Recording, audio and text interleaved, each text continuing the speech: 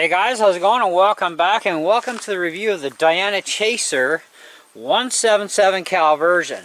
Now this is also Canadian, so we don't get the silencer moderator with this gun. However, I did mention in a previous video that once I can get my hands on a lathe again, I will be making muzzle brakes, because those are actually legal in Canada. And they'll be, of course, threaded on because it's a threaded barrel, right? Anyways, I have no idea when that's going to happen. It's going to cost me about $2 to get set up with a lathe again. However, if you didn't catch my accuracy video, I did this without touching any of the sights on the gun. I'm freehand shooting this. Normally I'd have a rest or something, but I wanted to freehand it and not touch the sights either, because it is not my gun yet. I have not yet decided on the purchase. I'm going to talk to the guy today. But anyways, so our initial testing, we were doing Crossman pointed Premier pellets as well as hobby pellets, wad cutters. So with the pistol setup, I'll show you the first two targets. This was with the pointed pellets, freehand shooting the pistol, okay. And I would say this gun really doesn't like pointed pellets too much. And then our hobby pellets did a much better grouping, so much happier with that. Now, of course, I'm swerving a little bit as I'm trying to shoot the target, and I am at 10 meters with this gun, okay, for pistol as well as for full rifle setup. And so anyways, we moved over to the rifle side of the house, started with Premiers again. Now, they did group much better as a rifle, because I am much better with rifles, I'm much steadier with them, etc. And we did get a better grouping with the pointed pellets. I still don't think this gun is going to sight in all that great with pointed pellets. You know, I've seen these guns shoot on a lot of YouTube videos, and you can definitely rip the bullseye out of this thing without any problem once you find the right pellet and you have it sighted in correctly, either open sights if you're that good with open sights, or with a scope. Now, of course, we also went for hobbies with the rifled barrel, and my last shot was kind of my fault. It was down low, that was me, but otherwise we got a really nice tight grouping in here. So this gun actually has superior potential to run 7-grain hobby wad cutters without any problem. Now, I have a variety of other pellets too that I would put through the gun should I buy this thing. Also, I just ordered in 3 different types of JSB pellets, of which one of them I would not run through this because they're like 13 grain. But anyways, so this is the rifle pistol kit. So you will get, of course, a barrel band, which you will definitely have to put the rifle barrel on it, okay, and it'll slide over.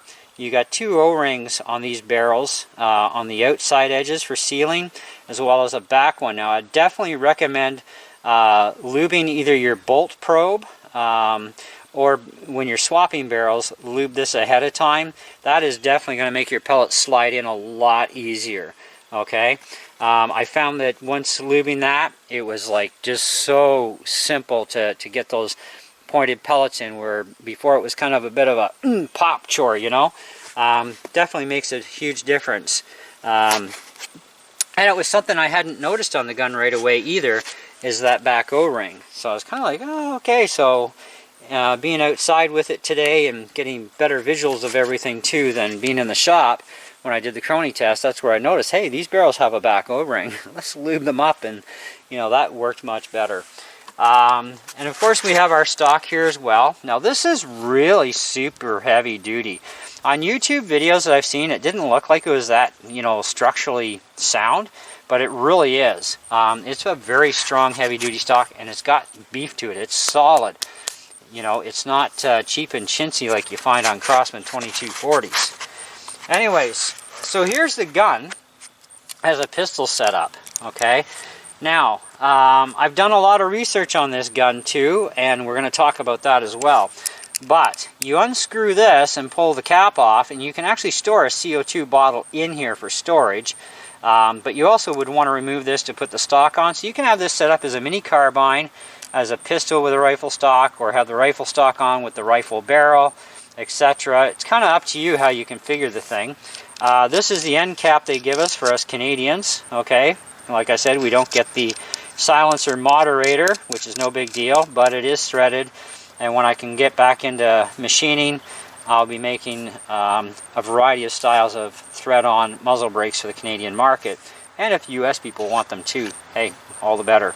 Anyway, so you have this little screw thing that undoes here, and this is for adding extra force to tighten it up. Now I'm going to tell you right now, you don't need this thing, okay? Just leave it in the gun. It's not going to help you out any. There's more than enough grip tread on this thing to snug the bottle up and undo it just by finger, okay? Unless you're a real weakling, you're not going to need that pin, okay? Now this gun also has a bleed off hole, so when you're exhausting gas out of the gun, it's going to actually come out the side. So be very careful if there's a lot of CO2 left in your gun. Bleed it off at an angle away from you, okay? The trigger is a fully adjustable trigger, and the factory setup on the trigger, it's really light, okay? The safety is actually built right into the trigger, so here it's on safe, and here, of course, off safe. Extra long cocking handle, okay? And the whole bar comes through. You don't have an O-ring on the probe, and it's an extended style probe, which is kind of cool too.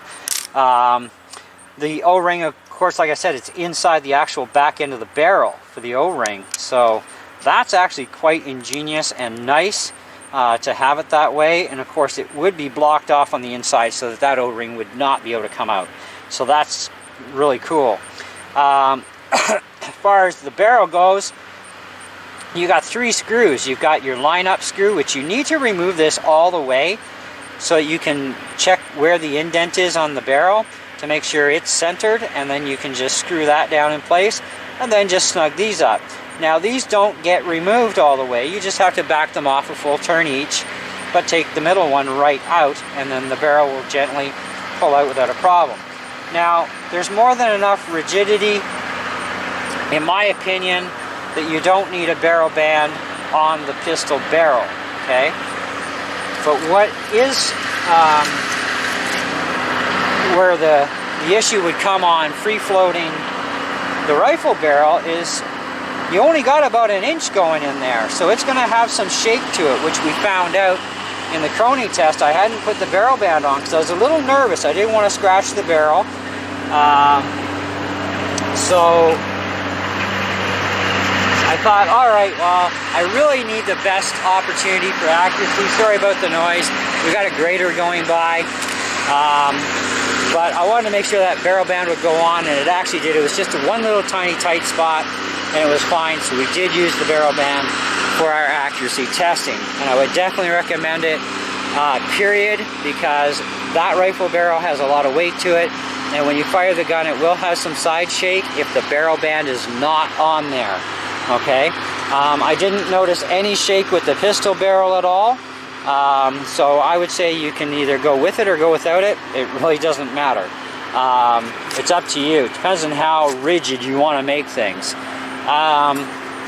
They do give you an area here where if you're going to put a scope on the gun, you would have to actually remove the scope every time, put it in here, or use this for storing extra bottles of gas, tins of pellets that will fit in this area. You know, because you can buy like smaller diameter canned brands of tins, right? Or make up your own if you have a favorite pellet but the tin's too big. Then you could just, you know, put your pellets in a little bottle or something and throw them in here with your other junk. And of course you've got your Allen keys that come with it for the gun, as well as extra O-rings for the barrels in case you wear them out. Now I would go to a hardware store, see if you can find the exact same O-rings and buy them in bulk that way for like pennies a piece, or of course order the original Diana ones and you have absolutely no problems at that point. But I would recommend ordering extra O-rings. Now this thing does come with only single shot, okay, but it's magnetic like the other guns from Diana that are like this, and it's just a little magnetic block that goes in. and away you go. Now you can remove the block and you can put on a multi-shot clip. Now this kit did not come with any multi-shot mags, but there is 2 holes here that you could use for storing those mags in, which is really nice. So they've thought ahead of the game in a lot of things. I would have liked to see the gun actually come with at least 1 multi-mag, you know, because then you just, you know, cock and load, cock and load, cock and load, and fire off your rounds. I think it's like a 9-shot mag or something. I'm not sure. For the 177, the 22 has a shot or 2 less, but of course bigger pellets, right? You do get the case with this as well, which is really nice. So it makes it very handy. Just zip everything up. You've got a storage area in here, which is where I actually threw the manual for this thing, so we can throw it back there. Nice case, you know. What's the lifespan of the case going to be like? Who knows? Depends on how much you're running that zipper back and forth all the time. But it is still a nice package. Everything is cool. You know, it's nice. They included that. And this gun only sells for like $170 Canadian in this configuration. They do have it in camo, etc. Now, everything has good points. Everything has bad points, right? Now, I do believe the gun is extremely accurate. Even I have seen enough videos on the Chaser to know that once you've got the right pellet for this gun, or pellets, this gun is deadly accurate. You can set it up to just annihilate that bullseye at 10 meters, 15 meters, 20 meters, depending if you have the PAL or non-PAL version. This is the non-PAL for the Canadian market, so it's under 500 feet per second. Check out the chronograph video for that. If you want to get it up over 500 feet per second without modifying the gun, then just use hyper pellets and you will definitely zip those speeds right up. But when you use hyper pellets, as you know, in Canada we can actually use them to speed our guns up. You lose energy, and we have to meet speed and energy requirements to become a PAL rated gun. So if you wanted to run hyper pellets, go for it, but you're definitely going to lose energy. And this thing's only putting out about 2 foot-pounds as it is. And that's with a, you know, what are they, 7? They're either 7.4 or 7.9, the pointed pellets. You know, at 2 foot-pounds, I mean, really, do you want to use hyper pellets just to get more speed? Because you are going to take an energy hit, you know, and you're also going to lose accuracy, you're going to lose distance. So, you know, in the 177 cal, I probably would say stay away from hyper pellets. Just use, you know, 7.4, 7.9 grain pellets. And it's a great plinker. It's not for pest control though. Not for the Canadian market anyways. I wouldn't recommend it in the 177 anyways. Now I am seriously considering buying this gun. I'm going to talk to the guy today. And if I do, great. And then I'll get him to order me in a 22 cal version, because I'm going to want both. And of course I want to do a head-to-head with 177 to 22 if I end up buying this one. But I do really like the gun. It is very nice, very well constructed. The design is thought out very good. I like the style too, and even though this has got a polymer or plastic molded framing to it, it's very rigid and durable, thick, long lasting, you know. I really like it, and even though the trigger guard is plastic, it's still very heavy duty stuff. Now, good points, other than what we've mentioned already. I like the safety where it is. Some people, it's a love-hate relationship. Some people love it, some hate it. I love this. I think that's really ingenious and great, you know, and it definitely saves space for being able to do other things. Grips are ambidextrous, as is the stock, so whether you're a left-handed or right-hand shooter, who cares? Changing over to the stock is simple as unscrew this thing, pull it out. Now, CO2 storage in the bottom, of course, for an extra bottle. Okay, your main bottle is in the tube, but have an extra one down here if you want. So if you're going to go out, maybe go shooting in the bush or something, right? And this thing has amazingly high shot count. The speed consistency on this thing just blew me away. I could not believe how consistent the numbers were, plus or minus only a couple of SPS, for tons of shots that I took through the Crony on this thing.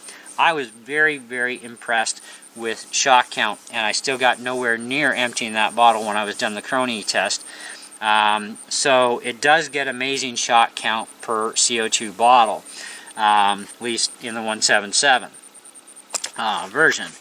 I like the vent is also another plus for exhausting out. I wish Crosman would have done that on the 2240s, so that when you release the gas, you know, it would actually come out the side, which is actually good. I like that idea. Even the long threaded area, like this is not a lot of threads, but you don't need a ton. They are a coarser, deeper thread, so they are definitely going to have long life to them. The rounded end is nice. It keeps the back of the bottle centered really good. And of course, like I said, you have that pin if you did need to snug it up more, but you really don't. The end seal that they're using in this is a soft end seal. It's, if I remember correctly, let me just double check that. So I remember it was, yes, it is a soft seal. So you don't want to torque hard on this thing anyways, because that kind of seal material, if you start torquing too hard on it, it is definitely going to be a problem. Okay, it's a much softer material than like a white seal or even the orange seals that Crosman uses. That's a lot softer, so it's a more pliable seal, right? Even though I would say you could leave gas in this indefinitely, I wouldn't, only because of that seal type. You're going to make an impression on that, and that tension to keep the bottle ignited is constantly pushing against that material. And over time, if you go like months on end having that bottle in there, it can move in because of that pressure and actually flatten that seal right out to the point where it won't seal. So I would definitely recommend removing the gas from this gun after use and allowing that seal to rebound itself and come back up. And also oil every second or third CO2 bottle. Just put a couple drops on the tip, load the gun this way, tilt it, and allow the oil to get onto that seal, and of course work its way through the valve as well at the same time to lube the internals in the valve. And of course, you know, every, probably a couple hundred shots, put a drop or two of oil on your probe to lube that O-ring that's in the breech area of the barrel. So I like the quick change idea. They did a really good job on that, and of course, the O-rings for sealing. And the alignment, you don't have to remove the breech to change the barrel, right, which is nice. So let's talk about some of the maybe not so great parts about the thing. Okay, now, well, first let's do one more thing. The quality of the sights are really good on this thing. Okay, the rear sights, very, very good quality, left and right and up and down, but very quality. It's Diana quality, it's there. The front sight is a fixed blade sight on both barrels. Okay, so let's talk about some of the what I think are some bad points to this thing. Now, like I said, I've studied a lot of YouTube videos on this gun, especially looking up any kind of problems that are going to happen. Personally, I think there's not much for problems. I've only come across one video, well actually two I think it was, with a broken caulking handle. Okay, and that's because people are going to pull from here and they're reefing back. Okay, you don't need to reef back, and if you pull from here, eventually, yeah, you will bend the stem. It's a longer than normal bolt handle. I would say pull it this way so that your finger stays in this area, and that's going to keep the most stability to the bolt handle. Okay, if you're going to constantly cock the thing this way and you're going to be rough on it, or if you're cocking this way, you're going to yank back too much and you're going to bend the bolt. That is the only way you're going to bend a bolt. It's made out of steel regardless, whether it's stainless steel or cheaper steel, it's still steel. And I've made a lot of cocking handles myself, extended versions, and the only time I've ever seen anybody get into a problem was because they were cocking this way or they were cocking this way and they were just reefing on it. And you don't. You don't do that. You don't need to do that. You just simply, like I said, I use my finger here, it fits, and I have my thumb in behind and I can cock it that way, and I'll guarantee you I will never break a cocking handle on this gun, okay? Because I don't cock this way, because that's extra force, unnecessary. I think that, yes, you could probably rest your finger here, you know, which would be definitely comfortable than just doing this, but take care of your gun takes care of you. But I see no reason why this bolt handle should have snapped on any of these YouTubers had they been cocking the gun even properly, you know. And even if you're going to use just this, you know, you don't have to be rough with it. It's not going to bend and it's not going to snap if you're not rough. So that was something that I thought was, well, maybe there might be something to be said about it as a problem, but maybe it is the user in the end. But only 2 videos with this issue? Yeah, okay, I'm going to say it's the user. Now, the one thing that was really great about the one video that I discovered about this gun, because I haven't actually even gone through the entirety of the manual yet, you know, because I was thinking, well, you know, is there something on the tear down on this thing, you know? Do they actually teach us how to tear the sucker down? And I'm looking, and of course there's really nothing here, to be honest, that, you know, says how do you remove the breech and all this, right? The only thing holding this entire breech on the gun is one screw right in here. Now, this would, to me, cause maybe a little bit of concern, but given how well this thing is machined and the stability of it and the fit and everything, I'm on the fence on this one, guys, to be honest. I mean, every other company I know of that makes a breech system for this sort of type of a design, they've always used a screw in the back and a breech area screw. You know, that's common sense. It prevents any kind of wiggle. Now, the thing is, Diana goes a lot more over the edge than what Crosman does. They've used almost half of the depth of the tube for seating the breech in there, where Crosman barely uses anything. So I would say, you know, on the Crosman guns, yeah, you're not going to get away without a back screw. You're definitely not going to get away with just using a back screw. You need that breech screw on the Crosman guns to hold front and back down and stable on the gun. This one here, everything fits so perfectly well in there and so perfectly machined that all you do need is this screw. Now, I would have liked to see them use a little bit heavier duty threaded screw, that or some kind of an inlet peened into the tubing to allow for a deeper screw bite. That might have been a better idea, I think. Now, I'm not taking the gun apart. It's not mine. But should it become mine, yeah, I'll do a tear down video for you guys. But it does seem to do its job. It holds everything rock solid. So there's not a problem there, even with the one screw. But that was something that I thought, well, why would Diana, you know, actually do that? Well, I think the only reason they did do it is because they knew they could get away with it, and it would not be an issue.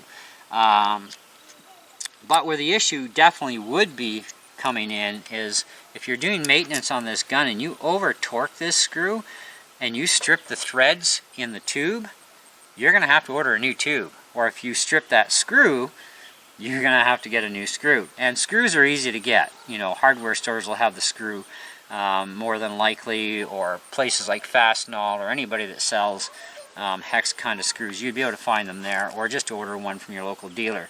And of course you'd be able to order all your parts for the Diana gun regardless. But I had a little bit of concern with that, so I'm still a little on the fence about, you know, just having that one screw hold that entire unit on. You know, especially even just with the pistol barrel in place, you know. I'm kind of like, well, what about vibration? Well, the gun doesn't really vibrate. It doesn't have any real kick to it either. You know, it's only 177. So maybe it won't be a problem. But, you know, time always tells the story. But so far, nobody's had a problem with that screw, but it was mentioned as a concern because this is the only screw holding the entire top end on the gun. So that's kind of a, you know, not too much of a bad point in my opinion. But like I said, it does come down into design and engineering.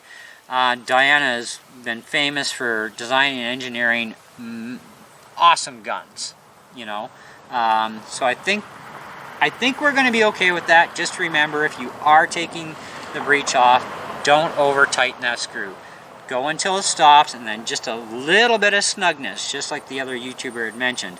And I agree with him. Just a little bit of snugness is all you need, and it's going to hold it on there solid. So I wouldn't worry too much about that. Okay, so do we have anything else to really pick on this gun? I'm going to have to go with probably no, but you know what, let's take a look at their crowning job in the front. Well, they could improve the crown a little bit for the pistol barrel. It does have a couple of little sharp edges here, but that could easily be cleaned up. And that could make the difference too on pellets properly shooting out of this thing, because you don't want that little raised area. Now, if I remember correctly, I think these ones are actually made in China now but it's I can't swear to it. I have heard something about the lower end Dianas now being made in China. But I've owned Diana guns before and I've worked on a lot of them, and I've never seen a crown that had an edge on it like that from Diana. So it could be it's a different factory that's doing their lower end stuff. And looking at this one, well, we got the same thing. We got a bit of a sharp edge. So, I mean, you could take care of that in 5 minutes. I have a video on how to actually redo your crown and clean it up with a brass screw. And I give you the screw sizes for 22 cal and 177 on that video. So check that video out. So if you are having a problem with even a multitude of different pellets and you're still getting, you know, not quite really super good accuracy, then I would probably clean up the crown on both barrels. That would be my advice there. So let's put that as a nitpicker. However, in the end result, guys, I honestly have to say that even with a couple of questionable things, and of course, you know, we've just also looked at our crowns as well for the first time and checked over those. We've seen the grouping shots of all the targets. We do know that even with the present crowns with those edges, the hobby pellets are actually, in the case of this particular gun, because no two of these will ever shoot the same, that's a really good grouping area. That's really, really nice, okay? That could be much, much tighter, of course, but that's, we haven't adjusted anything from the factory. You're going to have to find the right pellet. Your gun's going to choose it, not you. So don't be selfish and be cheap, because it's not always going to pay off for you. As far as the price of the gun goes, in Canada we're looking at about $170 for this one in black.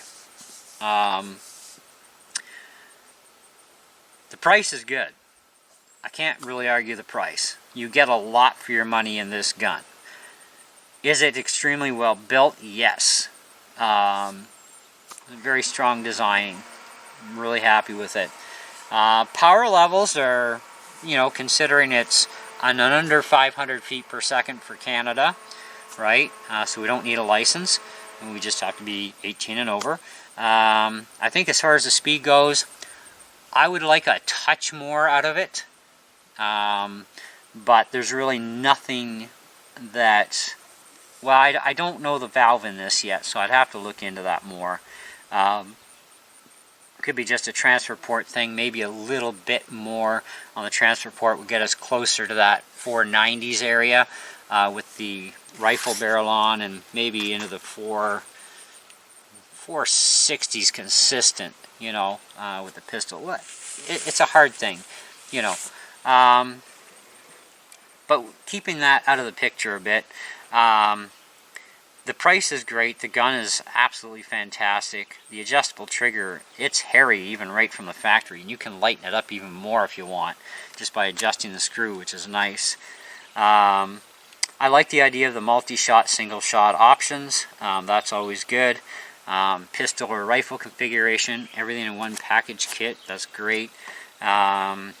I think in the end result, I think I'd have to put this thing, and shot count is amazing too on this thing, you know. I would have to put this thing as an easy,